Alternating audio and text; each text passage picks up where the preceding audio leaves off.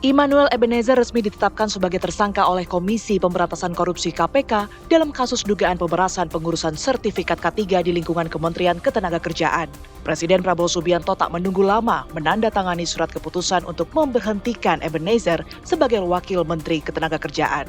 Presiden Prabowo Subianto melalui Mensesnek Prasetyo Hadi menghormati proses hukum yang tengah berjalan di KPK. Prasetyo Hadi menilai Prabowo segera menyiapkan pengganti Noel pada posisi Wamenaker. Meskipun selama 10 bulan menjabat, kiprah Noel terbilang memuaskan. Bapak Presiden sudah mendapatkan laporan dan beliau menyampaikan bahwa itu ranah hukum. Beliau menghormati proses di KPK dan dipersilahkan untuk proses hukum itu dijalankan sebagaimana mestinya. Dan apabila nanti terbukti, maka akan secepatnya dilakukan pergantian.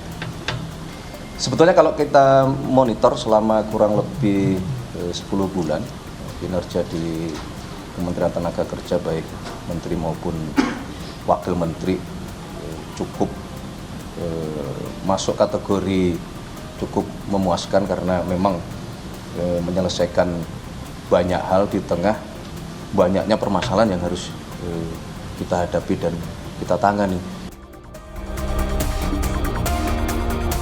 Akankah Presiden Prabowo Subianto segera mereshuffle kabinet menggantikan Immanuel Ebenezer dan mencari sisik bersih sebagai wujud penegakan anti korupsi? Tim TV One mengabarkan. Immanuel Ebenezer atau yang akrab disapa Noel telah ditetapkan sebagai tersangka oleh KPK dan setelah itu langsung dipecat oleh Presiden melalui keputusan Presiden. Pertanyaannya kemudian, apakah langkah dari Presiden ini merupakan wujud komitmen dari Presiden untuk memberantas dan memerangi korupsi? Kami akan hadirkan perbincangannya bersama sejumlah narasumber. Bersama kami sudah hadir Bang Ramson Siagian yang merupakan politisi dari Gerindra. Selamat malam, Bang Ramson. Ya. Sehat selalu. Sehat. Ya, dan juga telah hadir bersama kami pula Profesor Suhaib Amiruddin yang merupakan pengamat politik. Selamat malam, ya, selamat Prof. Malam, Mbak. Ya, sehat selalu ya, Prof. Ya. Telah terhubung pula bersama kami Ibu Irma Suryani selaku anggota Komisi 9 DPR RI. Selamat malam, Bu. Selamat malam pemirsa di seluruh Indonesia. Iya, Assalamualaikum warahmatullahi wabarakatuh. Langsung saja kita memulai perbincangan ini. Bang Ramson, ini Anda melihatnya dengan penetapan tersangka dari KPK terhadap Immanuel Ebenezer. Ini tentunya menjadi suatu kejutan bagi publik, namun kami ingin mendengarkan bagaimana pendapat dari Anda sebagai Gerindra mewakili kadernya yang saat ini ditetapkan sebagai tersangka. Bapak Presiden Prabowo pemimpin yang konsisten. Bahwa asta cita dari visi beliau, asta yang ketujuh, reformasi politik, reformasi hukum, dan juga penegakan hukum, pemberantasan korupsi. Betul-betul beliau jalankan. Jadi di dalam pidato beliau juga waktu di DPR RI menyampaikan bahwa meminta agar seluruh jajaran pemerintahan yang dipimpin oleh beliau itu bersih. Jadi malah memberikan analogi bahwa ikan itu busuk dari kepalanya dulu, harus dibersihkan. Ini beliau artinya dengan tindakan dari saudara Ebenezer yang mungkin apakah beliau merasa dijebak atau apa, tapi Desember saudara Ebenezer sudah mengetahui ada sejenis pemerasan di Kementerian Tenaga Kerja, seharusnya beliau langsung bersihkan. Jangan memberikan peluang untuk itu berkembang. Bayangkan dari Desember, taruhlah akhir Desember, sekarang udah berapa bulan, seharusnya langsung dibersihkan. Ini malah beliau jadi ikut di dalam perputaran itu. Jadi itu Pak Prabowo tegas.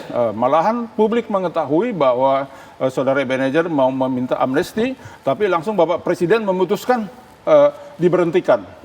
Itu jadi bahwa Bapak Presiden konsisten dalam penegakan hukum karena apalagi yang dilakukan itu soal sejenis pungutan yang ditingkatkan di dalam soal tadi K3 itu bahwa itu juga mempengaruhi kepada asta yang kelima industrialisasi dan Iya. asta yang ketiga untuk peningkatan lapangan kerja. Iya, Jadi baik. ini saling berhubungan. Ya, baik Prof, mungkin kami ingin juga menanyakan dengan adanya reaksi dari Presiden Prabowo Subianto, apakah ini artinya memang tidak pandang bulu dalam memerangi korupsi, Prof? Anda melihatnya seperti apa? Ya, saya kira memang secara komitmen Pak Prabowo sejak awal dilantik menjadi presiden, itu yang paling pertama disuarakan adalah ingin bersih-bersih. Dan orang-orang yang membantu beliau harus bersih. Itu selalu disampaikan oleh beliau. Jadi komitmen itu sebenarnya dilakukan oleh beliau sebelum masuk 1 tahun perjalanan pemerintahan. Artinya ini serius, ya serius. Jadi persoalannya kemudian adalah apakah orang-orang yang disangkakan ini sekarang ini atau tersangka adalah orang dekat dengan beliau atau orang tidak dekat dengan beliau atau dia kenal apa tidak, beliau tetap mengatakan bahwa ini harus kita bersihkan gitu. Jadi saya kira saya setuju dengan Pak Segian tadi bahwa bahwa kalau kita bicara berkaitan dengan masalah korupsi itu tidak main-main. Yeah. Karena Pak Prabowo selalu mengatakan bahwa negara kita ini maju sebenarnya, negara kita ini surplus dari segi ekonomi maupun dari segi APBN kita besar kalau misalnya kelompok-kelompok atau orang-orang yang menyalahgunakan kewenangannya dalam hal ini di luar dari ketentuan negara itu harus segera diputus mata rantainya gitu. Iya. Jadi diputus mata rantainya di sini bukan cuma berkaitan dengan kebijakannya saja barangkali begitu, tapi orang-orangnya juga yang dianggap keluar daripada koridor keinginan Pak Prabowo sebagai presiden itu juga harus dibersihkan gitu. Ya, Mbak. Dan ini juga pemecatan dari Wamenaker tentunya akan berdampak. Sebagai mitra dari Kemenaker sendiri, Komisi 9 DPR RI, Ibu Irma, Anda melihatnya dengan penetapan tersangka dari Noel ini sendiri seperti apa, Bu? Mohon maaf.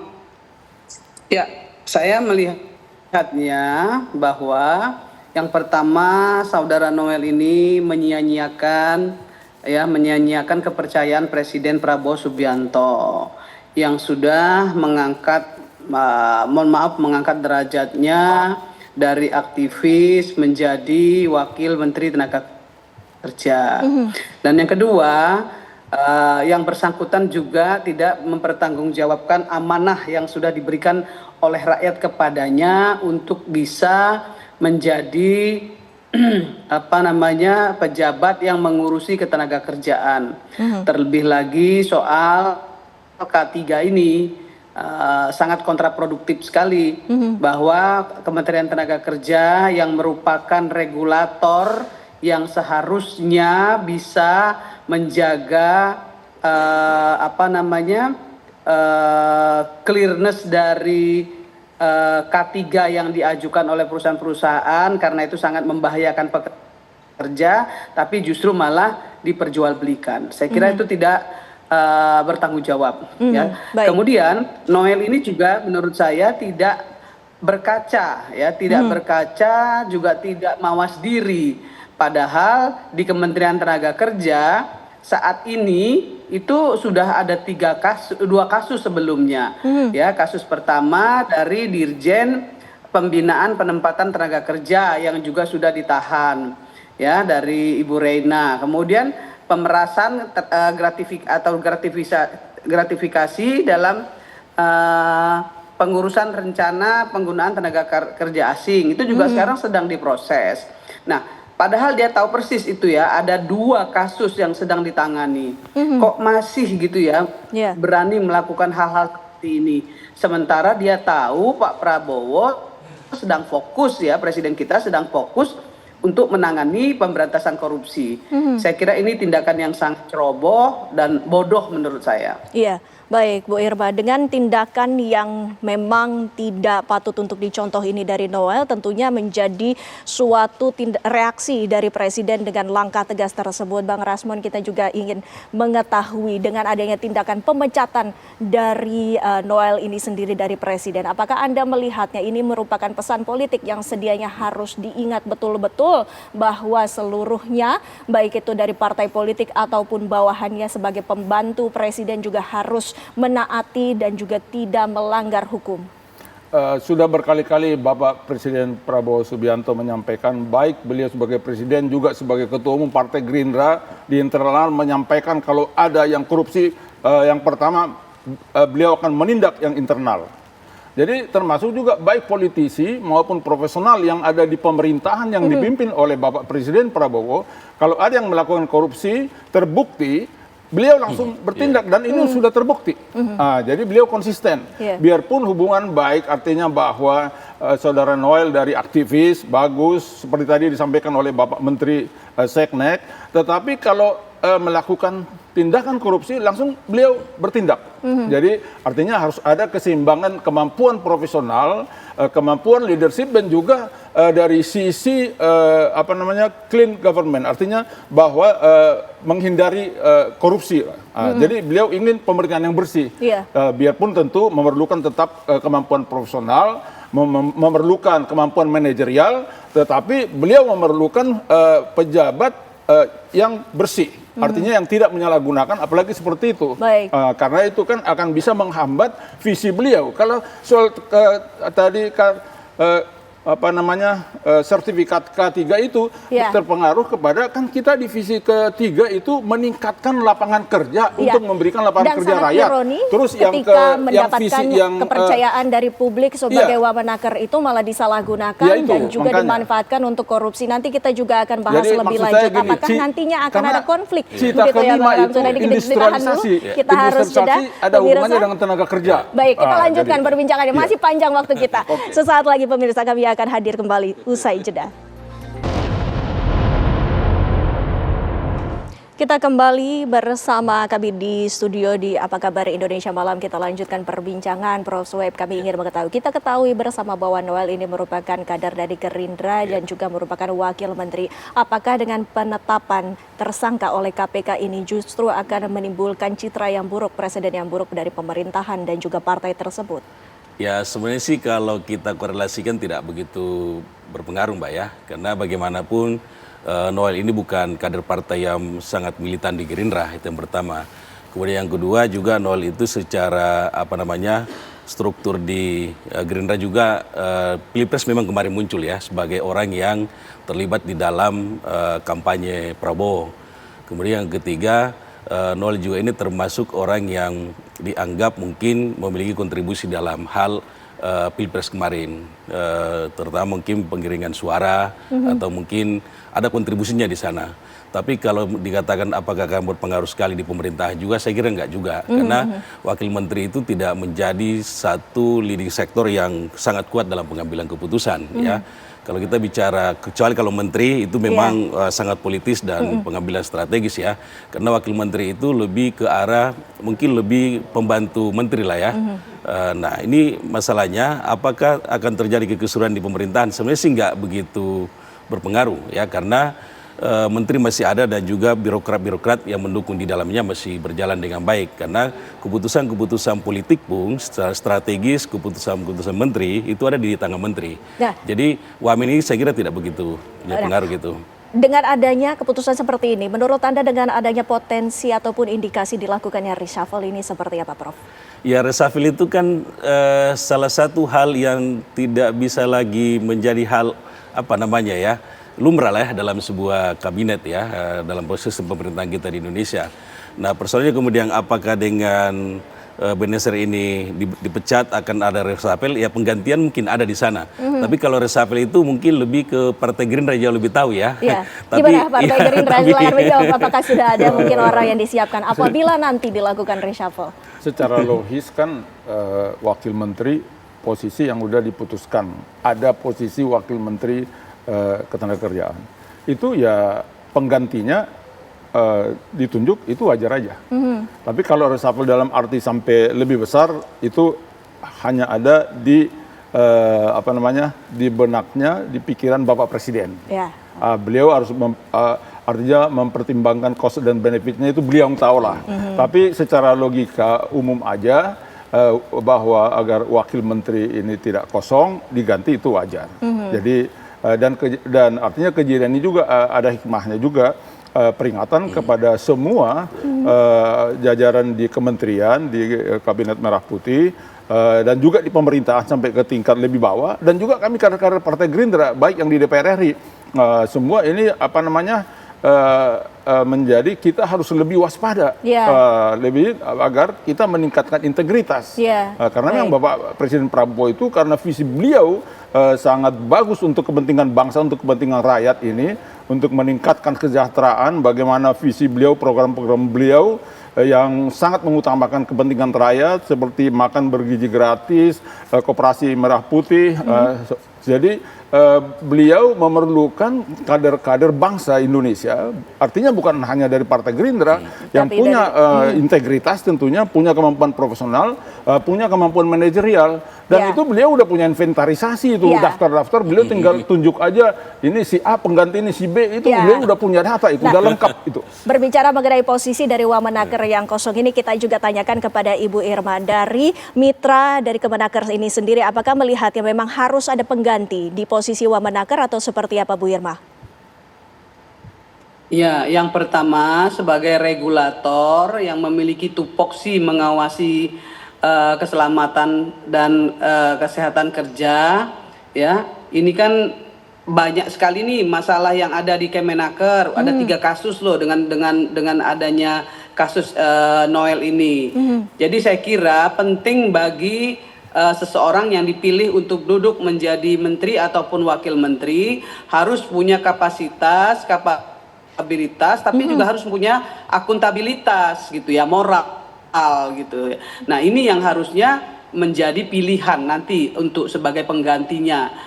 Tapi pasti itu akan diganti oleh Pak Presiden. Nah kemudian saya ingin menyampaikan juga bahwa ini adalah momen yang tepat bagi Pak Yasirli, ya Pak Menteri yang baru untuk melakukan bersih-bersih di Kementerian Tenaga Kerja ini. Bayangkan ya, dari 2024 kemarin, 23 kemarin sampai hari ini udah ada 3 kasus loh yang ditangani oleh KPK terkait dengan Kementerian Tenaga Kerja. Artinya di dalam Kementerian Tenaga Kerja ini memang sudah harus dibersihkan. Banyak sekali tikus-tikus rupanya di dalam sana, dan itu juga harus dibersihkan karena penting bagi Pak Presiden untuk melakukan bersih-bersih di Kementerian Tenaga Kerja ini. Di situasi kita hari ini banyak PHK, kemudian lapangan pekerjaan yang sempit gitu ya. Tugas Menteri Tenaga Kerja itu sangat berat untuk mengkoordinasikan semua kementerian-kementerian yang memiliki lapangan pekerjaan untuk bisa membuka lapangan pekerjaan yang lebih luas lagi kepada masyarakat. Tentu Pak Presiden berharap banyak kepada Kementerian Tenaga Kerja. Dan satu lagi yang harus dipegang teguh oleh nanti penggantinya, ya harus tahu betul ya bahwa Pak Presiden ini sekarang sedang fokus dalam melakukan pemberantasan korupsi, ya walaupun tidak fokus pun ya tetap saja yang namanya akuntabilitas moral itu ya harus dikedepankan. Dan saya yakin nanti yang akan menggantikan beliau, ya yang menggantikan Noel ini pasti saya berharap orang yang lebih capable, ya right man in the right place gitu ya, supaya kisruhan yang selama ini terjadi di Kementerian Tenaga Kerja ini dengan 3 kasus yang sudah terjadi ini bisa dibersihkan betul-betul dan bermanfaat bagi Pak Presiden untuk membantu Pak Presiden menyelesaikan masalah-masalah ketenaga kerjaan yang ada di Kementerian Tenaga Kerja. Baik, Bu Irma. Prof, Anda setuju dengan adanya kalimat bahwa harus ada bersih-bersih di kementerian? Mungkin tidak hanya di Kementerian Kemenaker, mungkin di kementerian secara seluruhnya, Prof. Saya kira semua pembantu presiden itu harus dibersihkan ya, kalau memang ada yang tidak sesuai dengan koridor yang ada. Dan saya setuju dengan Ibu Irma tadi. Jadi kalau kita bicara Noel hari ini sebenarnya salah satu pintu yang bisa digunakan oleh Pak Prabowo, yang dianggap bahwa Noel ini adalah teman dekatnya, kalau kita tanda petik ya, karena beliau pernah terlibat secara langsung dalam Pilpres, artinya saling kenal. Tapi beliau tidak pandang bulu, artinya harusnya ini menjadi satu pintu bagi semua kalangan yang ada di dalam kabinet, bahwa kita harus berhati-hati. Jadi sebenarnya bukan cuma peringatan dari Prabowo saja, harusnya kabinet ini, orang-orang di dalam struktur ini sudah harus saling mengingatkan bahwa ini tidak main-main. Ya, walaupun pertemanan muncul, walaupun dia sahabat, ya, walaupun kenal baik, tapi yang namanya komitmen itu enggak penting. Saya setuju dengan Ibu Irma tadi, integritas itu sangat dibutuhkan. Karena bagaimanapun penyelenggara negara itu kalau keluar dari perencanaan yang ada, itu pasti ada penyelewengan di dalam, ya. Nah, kalau ada penyelewengan yang ada dan itu diteruskan, saya kira berbahaya. Ini bisa juga akan mengarah kepada Pak Prabowo, bahwa Pak Prabowo sudah menyampaikan selama ini bersih-bersih, ternyata ketahuan ada orang yang tidak bersih, tapi kok nggak dipecat. Nah, sekarang ini Pak Prabowo sudah menempatkan, menunjukkan tajinya, tanda petik ya, bahwa saya sebagai presiden sudah memecat secara langsung dan tidak pakai seminggu, 3 hari 4 hari ya cuma 2 hari sudah ada keputusan. Ya, artinya bahwa beliau itu tidak melihat lagi kalau memang sudah tersangka, udah selesaikan, ya diselesaikan untuk proses hukumnya. Karena kalau dianggap sudah tersangka, jangan sampai tidak dipecat, itu juga akan mempengaruhi pemerintahan karena akan dipanggil lagi berikutnya, nanti kekisruan di birokrasi kita juga akan terjadi kalau tidak dipecat dari awal kan gitu. Nah, Pak Prabowo sudah melihat ini bahwa ini salah satu kunci yang paling penting sekarang ini adalah bagaimana kita menyelesaikan persoalan di bangsa kita ini, terutama yang menyelewengkan keuangan negara, yang menyelewengkan kewenangan negara, itu harus segera ditindak dan harus dipecat gitu. Ini saya kira menarik sekali gitu. Nah, dalam tubuh Gerindra sendiri, Bang Ramson, Anda melihatnya seperti apa, untuk apakah ada upaya untuk mengantisipasi terjadinya korupsi dari kader-kader ataupun saling mengingatkan, seperti apa strukturnya seperti itu? Oh, kita memang selain jelas arahan Bapak Ketua Umum, Bapak Prabowo Subianto, Presiden Republik Indonesia, agar kita betul-betul menghindari korupsi, betul-betul berupaya bersih di posisi masing-masing. Tetapi di internal juga kita saling mengingatkan, baik yang dari pimpinan lebih atas juga saling mengingatkan. Jadi agar sesuai dengan mekanisme yang ada, tidak menyalahgunakan pengaruh atau kekuasaan yang ada. Itu ada jelas di Gerindra, itu tegas. Tapi seperti ini kalau ada yang menyimpang ya ditindak tegas oleh, udah terbukti, langsung tidak hitungan hari, langsung 1-2 jam di situ mengetahui bahwa tersangka, langsung Bapak Presiden membuat keputusan. Jadi Bapak Presiden Prabowo sangat konsisten, termasuk juga untuk bagaimana membuat strategi dan melaksanakan tahap demi tahap untuk mencapai visi beliau, termasuk pemerintahan yang bersih. Karena itu bagian untuk bisa mencapai visi beliau itu tadi, untuk menjalankan industrialisasi, untuk menambah lapangan pekerjaan, karena ini harus ada pemerintahan yang bersih. Sehingga anggaran itu yang ada juga efektif, sehingga kebijakan-kebijakan juga efektif, tidak ada penyalahgunaan untuk menyimpang dari apa yang sudah di visi beliau. Dan beliau tetap konsisten beliau. Jadi kita mengharapkan agar seluruh rakyat Indonesia mendoakan Bapak Presiden kita sehat terus untuk memimpin bangsa Indonesia. Langkah dari Presiden Prabowo Subianto untuk memecat dari Noel selaku Wamenaker, Bu Irma, kami juga ingin menanyakan apakah ada dampaknya khususnya kepada iklim usaha. Nanti dijawab Bu Irma selepas jeda pariwara berikut ini. Kita lanjutkan perbincangan kami, Bu Irma, dengan adanya penetapan tersangka terhadap Noel dan juga adanya kekosongan jabatan di Wamenaker, apakah ini ada dampaknya terhadap iklim usaha, Bu Irma? Saya kira tidak, masih banyak pekerja-pekerja di dalam sana, staf-stafnya Pak Yasirli yang mampu menggantikan fungsi dari Wamen ya, karena banyak sekali kan staf-staf SLN 1, 2, 3. Tapi memang perlu saya garis bawahi bahwa ini momen yang sangat tepat bagi Pak Yasirli untuk melakukan bersih-bersih.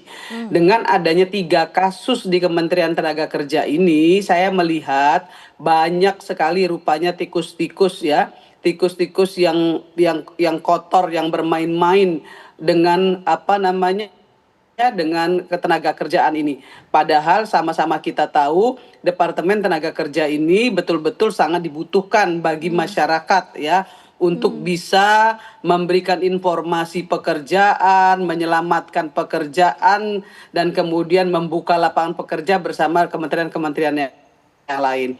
Nah, saya sekali lagi ingin menyampaikan kepada Pak Presiden, dan saya yakin Pak Presiden juga memahami hari ini bahwa di dalam sana banyak sekali yang harus dibersihkan, banyak sekali yang harus dibenahi. Dan saya minta sekali lagi sebagai anggota Komisi 9 kepada Menteri Tenaga Kerja yang sekarang, Pak Yasirli, untuk melakukan bersih-bersih ya dari orang-orang yang udah karatan ini, yang udah di dalam ini udah sekian lama ini ya, yang saling tumpuk menumpuk, tindih menindih, nggak pernah kebongkar keluar. Dan dengan adanya kasus Noel ini, kita sama-sama tahu ternyata di sana banyak tikus-tikus gudangnya ya, dan itu menjadi hikmah juga menurut saya bagi Pak Prabowo untuk bisa melakukan bersih-bersih di Kementerian Tenaga Kerja ini. Dan saya yakin insya Allah ya, dengan kepercayaan yang akan diberikan Pak Prabowo kepada penggantinya nanti akan menjadi kaca. Dia akan berkaca terhadap apa yang sudah dialami Noel. Dan untuk itu kami sebagai mitra tentu memberikan supporting yang besar kepada Pak Yasirli maupun kepada Pak Prabowo untuk bisa melakukan bersih-bersih agar ya Kementerian Tenaga Kerja ini bisa betul-betul menjadi pembantu presiden yang bisa mengejawantahkan sekali lagi apa yang diinginkan presiden dalam rangka menyelesaikan tupoksi-tupoksi yang memang menjadi tanggung jawab mereka. Baik, Bu Irma, pemberantasan korupsi dan juga peperangan terhadap korupsi ini merupakan salah satu yang menjadi agenda besar dari Presiden Prabowo Subianto. Tapi Prof, kita ketahui bersama bahwa secara data indeks korupsi ini masih tinggi. Ini menurut Anda seperti apa? Ya, sebenarnya tantangan terbesarnya adalah bagaimana menata birokrasi yang baik ya. Menata birokrasi kan bukan cuma bicara kertas yang ada di dalam atau keputusan-keputusan dan kebijakan, tetapi yang harus dibersihkan adalah orang-orang yang menjalankan administratif itu. Karena bagaimanapun kalau orang yang menjalankan administratif itu tidak berjalan sesuai dengan koridor yang ada, itu pasti akan menjadi gurita di dalamnya. Ya, karena dia pasti menjadi budaya seperti di Kemenaker ini disampaikan bahwa itu sudah bertahun-tahun yang lalu kejadiannya ini, tapi kok nggak dipotong. Harusnya Noel ini bukan ikut terseret di dalamnya, harusnya itu harus dipotong di sana.